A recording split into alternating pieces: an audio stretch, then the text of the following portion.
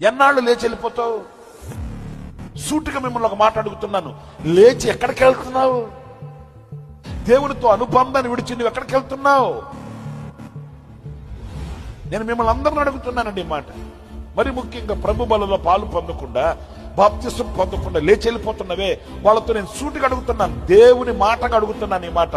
మీ మనసులో నొచ్చుకోవాలని అడుగుతున్నాను ఈ మాట. ఎంతకాలం లేచి వెళ్తావు? అట్లాగా ఎక్కడికి వెళ్తావు? వెలుగున్న దేవుని ఇంటిని విడిచి చీకటి కలిగిన లోకంలోకి వెళ్తావా? మరి ముఖ్యంగా ఇప్పుడు ఆరాధన ముగించగానే, వాక్యం ముగించగానే కొంతమంది బలలో పాలు పొందకుండా లేచి సంఘంలో బైబిల్ పట్టుకుని వెళ్ళిపోతుంటారే, వాళ్ళని నిలదీసి అడుగుతున్నాను దేవుని వాక్యాన్ని బట్టి. ఎంతకాలం నువ్వు చీకట్లోకి వెళ్తావు? నీ శరీరంలో అవయవాలు పనిచేస్తున్నప్పుడే శిరస్సు వంచి నమస్కరించి ప్రభు రక్తమాంసములలో పాలు పొంది నిత్య జీవము గలవాడవగుటకు నువ్వు ఆయన సన్నిధిలో కూర్చుంటావా? నాకు అవసరం లేదు ఆయనతో సహవాసం అని లేచి వెళ్ళిపోతావా? ఎంతకాలం లేచి వెళ్తావు? ఒక రోజున ఆపద నీకు కలిగినప్పుడు నీ దగ్గర నుంచి దేవుడు కూడా లేచి వెళ్ళిపోతే